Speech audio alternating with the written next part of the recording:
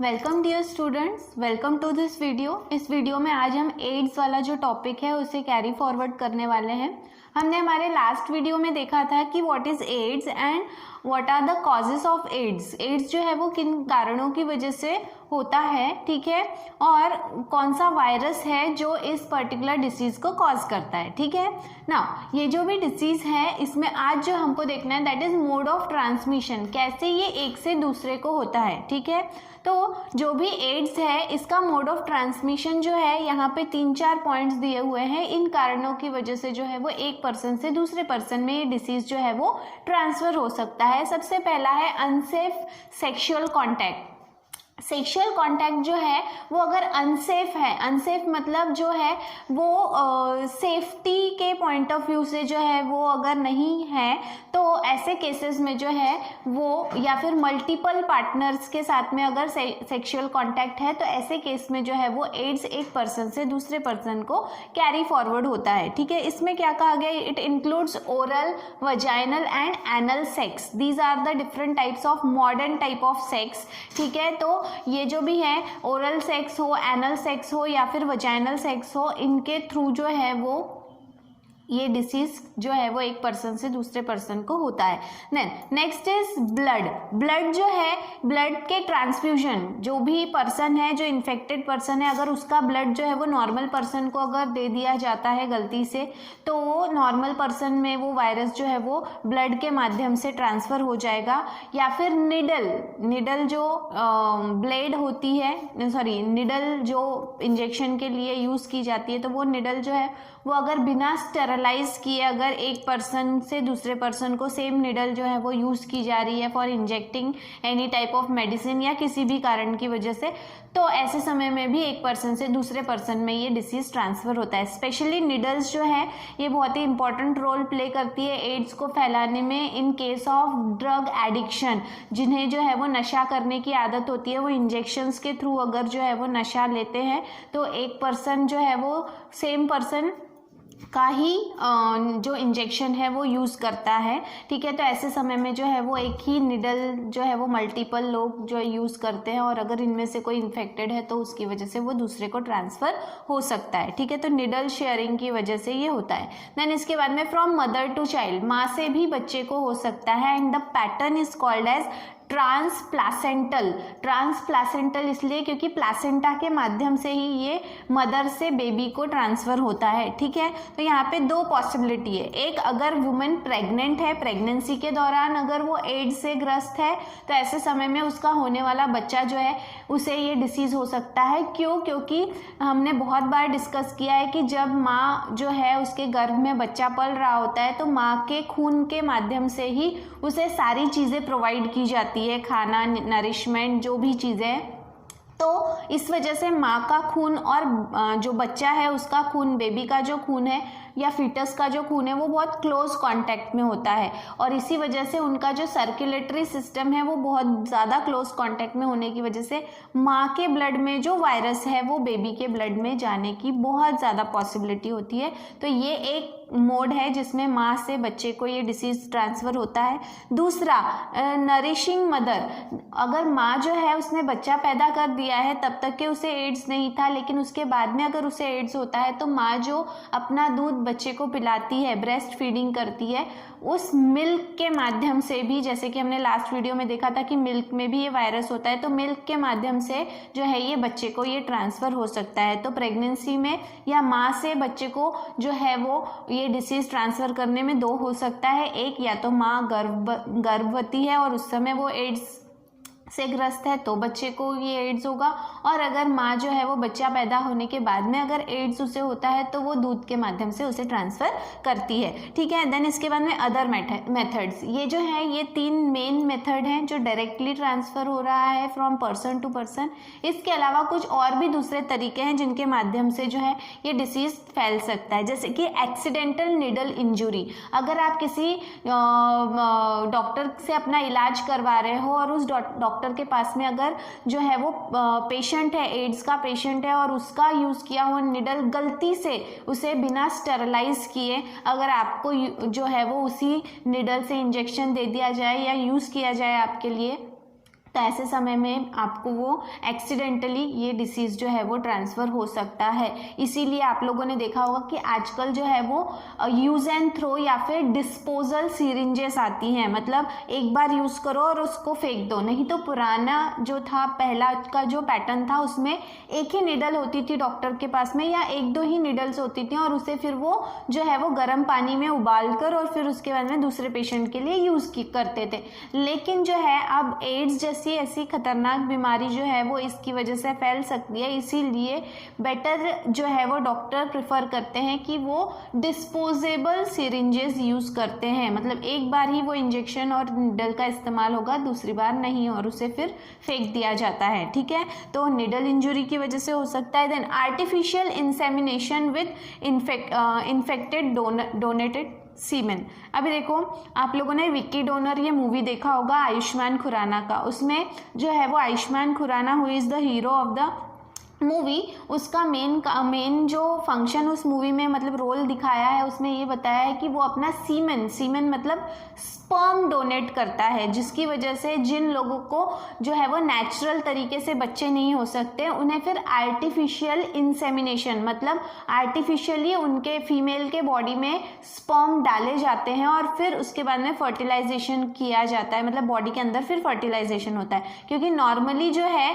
वो उसके बॉडी में जो है वो स्पर्म एंट्री नहीं कर पा रहा है किसी कारण की वजह से, या जो मेल है, जो पार्टनर है मेल और फीमेल, उनमें से जो मेल है उसके जो स्पर्म्स हैं वो स्पर्म काउंट बराबर नहीं है या कुछ प्रॉब्लम है, तो ऐसे समय में जो है वो आर्टिफिशियल तरीके से जो स्पर्म है वो फीमेल के बॉडी में डाले जाते हैं, and the process is called as artificial insemination. अब इसमें जो डोनर रहेगा, ठीक है, अगर वो डोनर जो है वो एड्स से ग्रस्त है, उसे एड्स है, और इसके स्पर्म अगर नॉर्मल फीमेल में डाल दिए जाते हैं तो उस नॉर्मल फीमेल को भी ये डिसीज होगा थ्रू दैट स्पर्म, क्योंकि हमने लास्ट वीडियो में पढ़ चुके हैं कि सीमन में भी एड्स का वायरस होता है, HIV वायरस होता है, तो ये एक कारण है जिसकी वजह से ये डिसीज फैल सकता है। Then transplantation with infected organ, आपने सुना होगा कि हम ऑर्गन ट्रांसप्लांट करते हैं, जैसे कि किडनी है या फिर लीवर है, तो ये ट्रांसप्लांट किया जाता है। तो अगर जो डोनर है वो अगर इन्फेक्टेड है और उसकी किडनी आपके बॉडी में लगाई जा रही है या कोई भी बॉडी पार्ट आपके बॉडी में लगाया जा रहा है, तो वो डिसीज आपको ट्रांसफर हो सकता है। ठीक है, तो ऐसे समय में यही कारण है कि आपने देखा होगा कि जब भी ब्लड लिया जाता है या ऑर्गन ट्रांसप्लांट किए जाते हैं तो पहले आपकी बहुत सारी टेस्ट की जाती है। आप अगर डोनर हो और जो रेसिपिएंट है, जो लेने वाला है, जिसके बॉडी में वो जाने वाला है, दोनों का जो है वो टेस्ट किया जाता है और दोनों के बहुत सारी चीज़ें मैच की जाती है, प्लस उसमें ये सारे डिसीजेस हैं या नहीं ये भी इंक्वायरी की जाती है, और उसके बाद में ही जो है वो एक डोनर फिक्स किया जाता है कि इसका ही आप जो है वो ब्लड इसको चढ़ाएंगे या फिर इसका ऑर्गन जो है वो उसको ट्रांसप्लांट करेंगे। ठीक है, तो ये एक मेथड है। देन इसके बाद में यहाँ पे देखो बोला है कि हमने लास्ट वीडियो में देखा था कि एड्स का जो वायरस है वो और भी कई सारी चीज़ों में प्रेजेंट होता है, जैसे कि यूरिन है, टीयर्स हैं, सलाइवा है, ब्रेस्ट मिल्क है, वजाइनल सिक्रेशन है, ये सारी जगहों पे HIV वायरस जो है वो प्रेजेंट रहता है। लेकिन यहाँ पे ये कहा है कि इसका मतलब ये नहीं है कि डायरेक्टली जो है अगर जो पर्सन है जिसे एड्स है और वो रो रहा है और उसके आंसू अगर आपने हाथों से पोंछ दिए तो आपको एड्स हो जाएगा। नो, अगर उसके आंसू या उसका जो भी सलाइवा है, ये सब जो है वो अगर आपके कोई इंजर्ड पार्ट, मतलब आपको जख्म है और उस जख्म में वो चला गया है, ठीक है, तो ही आपको वो डिसीज़ होने की चांसेस हैं। सिर्फ ऐसे नॉर्मली जो है वो ये नहीं होगा। मतलब इसका साफ मतलब ये है कि ये वायरस आपके ब्लड के कांटेक्ट में आना चाहिए। ठीक है, जैसे फॉर एग्जांपल मैं बताती हूँ आप लोगों को कि जो मेल्स हैं, जो आदमी लोग हैं, ठीक है, वो क्या करते हैं, वो शेविंग करते हैं। ठीक है, तो क्योंकि वो उनको बियर्ड और मुस्टैचेस, एक एज के बाद में जो है वो दाढ़ी मूंछ आने लगती है, उसके बाद में दे स्टार्ट शेविंग। ठीक है, शेविंग के लिए जो ब्लेड यूज़ किया जा रहा है, अगर वो ब्लेड यूज़ करते वक्त आपको कट लग गया, ठीक है, और अगर आप इन्फेक्टेड पर्सन हो, ठीक है, तो आपका जो ब्लड है वो किस में लग गया, उस रेजर ब्लेड में लग गया। अब वही सेम रेजर ब्लेड जो है वो एक नॉर्मल पर्सन यूज कर रहा है और उसे भी शेविंग करते वक्त कट लग गया, तो क्या हुआ कि आपका ब्लड, जो आप इन्फेक्टेड पर्सन थे, उसका ब्लड जो है उसके कंटेंट मतलब उसका वायरस जो है वो उस ब्लड में प्रेजेंट था। अब वो ब्लड का इस्तेमाल नॉर्मल पर्सन कर रहा है और उसे भी कट लग गया, तो वो वायरस किसके कांटेक्ट में आ गया? नॉर्मल पर्सन के। मतलब अब वो नॉर्मल पर्सन जो है उसके बॉडी में वो वायरस एंट्री कर चुका है और उसे भी ये डिसीज हो गया है, इन्फेक्शन हो गया है। तो इस तरह से जो है वो जो भी इन्फेक्टेड पर्सन है उसका ब्लड या उसके ये सारे जो भी सैंपल्स हैं ये आपके ब्लड के कांटेक्ट में आने चाहिए, तो ही ये ट्रांसफर होगा। अदरवाइज सलाइवा, टीयर, ये सारी चीजें हैं, इनसे ये डिसीज ट्रांसफर नहीं होता नॉर्मली। ठीक है, तो वही कहा है कि ये सभी फ्लूइड है, ये कभी इफेक्टिव रहेंगे unless it get into injuries. जो भी आपको जख्म है उसमें अगर ये चले जाते हैं तो ही आपको ये होगा, नहीं तो नहीं। Then HIV infection is not spread by, ये बहुत ज़्यादा ज़रूरी है कि आपको पता होना चाहिए कि कौन सी चीज़ ऐसी है जिससे ये डिसीज़ नहीं फैलता, क्योंकि इस डिसीज़ से रिलेटेड बहुत सारे लोगों में बहुत सारी गलत धारणाएं हैं, जिसकी वजह से जो एड्स के पेशेंट होते हैं उनके साथ में बहुत बुरा बर्ताव और बिहेव किया जाता है। तो ये सारी चीज़ें जो है अवेयरनेस के तौर पर आपको मालूम होनी चाहिए कि किन चीज़ों से ये डिसीज़ फैलता नहीं है। कैजुअल कॉन्टैक्ट, आप अगर उसके साथ में नॉर्मली रह रहे हो, हगिंग, गले लगना, देन इंसेक्ट बाइट, अगर उसको काटा हुआ मच्छर आपको काट रहा है उसकी वजह से डिसीज नहीं फैलेगा। पार्टिसिपेशन इन स्पोर्ट्स, अगर आप उन पर्सन्स के साथ में स्पोर्ट्स खेल रहे हो ऐसे समय में नहीं फैलेगा। Touching items previously touched by the infected person, अगर एड्स वाला पर्सन है उसने कोई चीज़ को हाथ लगाया और आप जाके उसको हाथ लगाओगे तो आपको एड्स नहीं होगा, ये छूत की बीमारी नहीं है। ठीक है, देन इसके बाद में with the then hand shake, हाथ मिलाना, शेयरिंग क्लोथ्स, कपड़े आपस में जो है वो अदला बदली करके यूज़ करना, एंड स्विमिंग पूल्स, अगर आप उसके साथ में स्विमिंग कर रहे हो या इस तरह का स्पोर्ट्स जो है वो शेयर कर रहे हो, तो ऐसी चीज़ों से एड्स बिल्कुल भी फैलता नहीं है अनलेस, जैसे मैंने आपको बताया, कि उसका ब्लड आपके ब्लड के कांटेक्ट में नहीं आता, तब तक कि आपको ये डिसीज़ होगा नहीं। फिर तरीका कोई भी हो सकता है। ठीक है, देन इसके बाद में है क्लिनिकल मैनिफेस्टेशंस, मतलब सिम्टम्स। क्या क्या सिम्टम्स आपको देखने मिलेंगे? सबसे पहला इनिशियल इन्फेक्शन, जब शुरुआत में जो इन्फेक्शन होता है, तो अगर इन्फेक्शन हुआ है तो आपको जो है आपकी बॉडी एंटीबॉडीज तैयार करने लगेगी, लेकिन कब करने लगेगी? जब ये वायरस आपके बॉडी के अंदर आ चुका है और आने के 2 से 8 हफ्तों बाद आपके शरीर को पता चलता है कि आपके बॉडी के अंदर कोई बाहर से आया हुआ है, और तब आपका बॉडी का इम्यून सिस्टम जो है वो एंटीबॉडी तैयार करता है। और 2 से 8 हफ्ते एक वायरस को मल्टीप्लाई होने के लिए बहुत ज़्यादा वक्त है। ठीक है, तो वो ज़रूरत से ज़्यादा अपने आप को आपके बॉडी में फैलाने लगता है, और यही इसका कारण है कि ये एक बहुत ही डेंजरस डिसीज़ है, क्योंकि आपको पता ही नहीं लगता, आपके बॉडी को ही पता नहीं लगता कि you are suffering from such a dangerous disease. ठीक है, देन इसके बाद में है असिम्प्टोमेटिक कैरियर स्टेट। बहुत सारे ऐसे लोग होते हैं जिनके बॉडी में आ जाता है 2 से 8 हफ्तों के बाद में एंटीबॉडीज जो है वो तैयार नहीं होते, क्योंकि उनके बॉडी में कोई सिम्टम्स नज़र नहीं आते। अगर आप जो है वो आपको लग रहा है मैं नॉर्मल हूँ, आप नॉर्मली जैसे रहते हो वैसे ही रह रहे हो, आपको कुछ भी सिम्टम्स नहीं जो है वो दिख रहे हैं, तो आप क्या आप आपकी नॉर्मल एक्टिविटी करोगे, और नॉर्मल एक्टिविटी के दौरान जो है वो आप एक कैरियर बन जाओगे कि आपको पता ही नहीं है कि आप एक डिसीज़ से सफ़र कर रहे हो, और वो डिसीज़ जो है वो अल्टीमेटली दूसरे को ट्रांसफ़र हो जा रहा है। जैसे कि अभी ये जो है कोरोना में क्या हो रहा है कि आफ्टर 14 डेज, आपको 14 डेज का क्यों क्वारंटाइन रखते हैं? क्योंकि 10 से 12 दिन के बाद में उसके सिम्टम्स पता चलते हैं, उसके पहले सिम्टम्स पता ही नहीं चलते। सेम यहाँ पे होता है एड्स में। ठीक है, और जो असिम्प्टोमेटिक कैरियर होता है उसकी खतरनाक बात यह है कि उसके बॉडी में वो वायरस जो है वो इनएक्टिव फेज में बिना किसी हरकत के वो कितने लंबे समय से तक रह सकता है, 6 महीने से लेके तो 10 साल तक के। ठीक है, और इन 10 सालों में या इन 6 महीनों में अगर वो पर्सन का ब्लड किसी के कांटेक्ट में आ रहा है, या फिर जो है वो सेक्सुअल कांटेक्ट हो रहा है, या इनमें से कोई भी चीज़ हो रही है, तो ऐसे समय में जो है वो डिसीज़ दूसरे को आसानी से ट्रांसफ़र हो जाएगा। देन इसके बाद में एड्स रिलेटेड कॉम्प्लेक्स। ठीक है, इसमें ये बताया गया है कि यहाँ पे बहुत सारे ऐसे क्लिनिकल, क्या कहेंगे हम उसको, सिचुएशंस हैं जिनमें जो है वो आपको सिम्टम्स नजर आएंगे for the patient who is suffering from AIDS. ठीक है, तो क्या क्या है देखो यहाँ पे रिकरेंट फीवर, मतलब रिकरेंट का मतलब बार बार पलट के जो है वो बुखार आना, रिकरेंट फीवर। ठीक है, then for longer than 1 month, और ये सब कितना होगा, 1 महीने से ज़्यादा समय के लिए ये होगा। ठीक है, देन इसके बाद में फैटिग, थकावट महसूस करना, अनएक्सप्लेन्ड डायरिया, आपका पेट खराब है, आपका डाइजेस्टिव सिस्टम डिस्टर्ब हो गया है और उसके पीछे कोई कारण नहीं है। अनएक्सप्लेन्ड मतलब उसके पीछे एज सच कोई कारण नहीं कि आपने कुछ बाहर का खाया है या कुछ अनहाइजीनिक खाया है।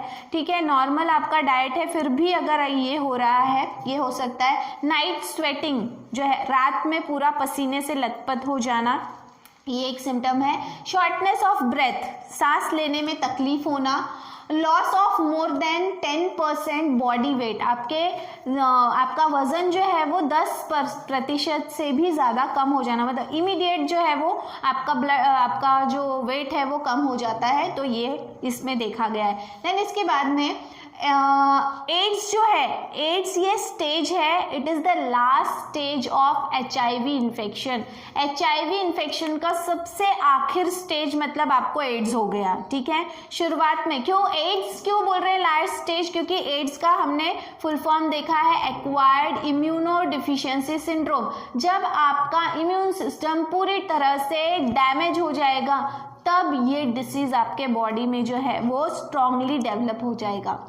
और इसका जो है वो कैरेक्टरिस्टिक्स ये है कि ये आपको लाइफ थ्रेटन, जानलेवा रोगों से घेर लेगा आपके पूरे शरीर को। अपॉर्चुनिस्टिक डिसीज मतलब मौका परस्त डिसीज, जैसे ही आपके बॉडी का इम्यून सिस्टम कम हुआ तो बहुत सारे डिसीज हैं जो आपके बॉडी पे अटैक कर सकते हैं, क्योंकि आपकी बॉडी जो है अब वो इनकैपेबल है of fighting different types of infections और डिसीज। सादे सिंपल डिसीजेस से भी आपकी बॉडी जो है वो फाइट नहीं कर सकती। क्यों? क्योंकि आपका इम्यून सिस्टम पूरी तरह से डैमेज हो चुका है। ठीक है, तो यहाँ पे अपॉर्चुनिस्टिक इन्फेक्शंस लाइक किस प्रकार के, निमोनिया जो एक जानलेवा डिसीज है, देन ट्यूबरकुलोसिस TB ये भी एक बड़ा डिसीज है। इसके अलावा सार्कोमा हमने देखा था, it is a type of cancer. तो ये ऐसे कुछ इंपॉर्टेंट बड़े बड़े डिसीजेस हैं जो एड्स होने के बाद में आपको हो सकते हैं। और ये क्यों हो सकते हैं? क्योंकि आपका इम्यून सिस्टम पूरी तरह से इनकैपेबल हो गया है, डैमेज हो गया है, वीक हो गया है। और ये वीक करने वाला कौन है? ये वायरस जिसने आपके पूरे बॉडी पे कब्जा कर लिया है। बॉडी पे बोलेंगे या फिर हम बोल सकते हैं कि आपके इम्यून सिस्टम को पूरी तरह से कवर कर लिया है। ठीक है, then one information related to AIDS, हमेशा हर समय हर साल जो है वो 1 दिसंबर जो है उसे वर्ल्ड एड्स डे के तौर पे जो है वो कहेंगे हम लोगों में अवेयरनेस लाने के लिए ये एक डे जो है वो डिसाइड किया गया है। और इस दिन जो है वो एक रेड कलर का रिबन जो है वो क्रॉस शेप में जो है वो लोग लगाते हैं, सो दैट, और इससे रिलेटेड इन्फॉर्मेशन जो है वो शेयर की जाती है, सो दैट ज़्यादा से ज़्यादा जो नवयुवक हैं, जो यूथ है, उन्हें इस डिसीज़ के बारे में ज़्यादा नॉलेज हो। और यही कारण है कि ये सब चीज़ें आपके सिलेबस में डाला गया है, so that you can be educated related to AIDS. ठीक है, और इस तरह की बीमारी जो है, क्योंकि एजुकेशन जो है यही एक तरीका है जिसके माध्यम से हम कौन सी चीज़ अच्छी है, कौन सी चीज़ बुरी है, ये लोगों में जो है वो इससे रिलेटेड जागरूकता ला सकते हैं। ठीक है, तो ये एक चीज़ है। एंड यहाँ पर जो है वो इंडिया में एड्स से बचने के लिए जो कंट्रोल प्रोग्राम्स, जिसे नेशनल एड्स कंट्रोल प्रोग्राम कहा गया है, इट वॉज स्टार्टेड इन 1987 में। और हमें पता है कि इंडिया में पहला केस मिला था 1986 में। ठीक है, तो एड्स को कंट्रोल करने के लिए ये प्रोग्राम जो है वो रन किया जाता है। देन इसके बाद में जो है, इसके बाद में एड्स, अभी ये टॉपिक ख़त्म नहीं हुआ है, इसके बाद में है preventive measures, what are the diagnosis, treatment. ठीक है, तो ये सारी चीज़ें जो हैं वो एड्स से रिलेटेड अभी बची है, तो that will see in our next video. तब तक के लिए थैंक यू वेरी मच।